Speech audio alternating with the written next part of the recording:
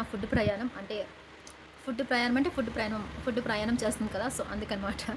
So finally 2 days అయితే నేను చాలా చాలా చాలా కష్టపడ్డాను. ఆ రిజల్ట్ అయితే మాత్రం నిజంగా చాలా బాగా వచ్చింది. ఏంటి రిజల్ట్ ఏంటి ఎగ్జామ్ ప్రిపరేషన్స్ ఏమైనా అనుకుంటున్నారా? అదేం కాదండి.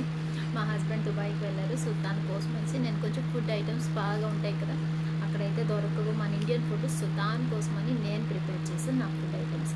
సో ఆయనకి ఇష్టమైన జంతికలు, కారం పూస, ఇంకా కంది పొడి, నువ్వుల పొడి, కరివేపాకు పొడి అన్నీ చేసి పెట్టేశానండి ఫాస్ట్గాను.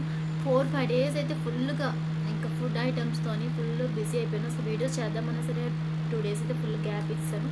సో ఫైనలీ నిన్న పార్సల్ మొత్తం రెడీ అయిపోయింది. ఆయనకి నేను పంపించేసాను కూడా, కొరియర్ చేసి. ఇప్పుడు మళ్ళీ ఫ్రీ అయిపోయాను. సో హార్డ్ వర్క్ అయితే చాలా హెవీగా చేశాను. టేస్ట్ అయితే మాత్రం నిజంగా చాలా బాగుంది. ఎందుకంటారా, నాకైతే అంత బాగానే చేస్తాను, పర్వాలేదు, అంత భయపడాల్సిన అవసరం లేదు. కానీ మమ్మీ ఉన్నారు కాబట్టి కొంచెం మమ్మీ హెల్ప్ తీసుకొని నేను టేస్ట్ విషయంలో కాంప్రమైజ్ అవ్వకుండా చాలా బాగా అయింది ఫుడ్ అయితే మాత్రం. సో అది నా ఫుడ్ ప్రయాణం వీడియో అనమాట. చిన్న షార్ట్ క్యూట్గా ఫాస్ట్ ఫార్వర్డ్లో చేసి తీసాను. బాయ్.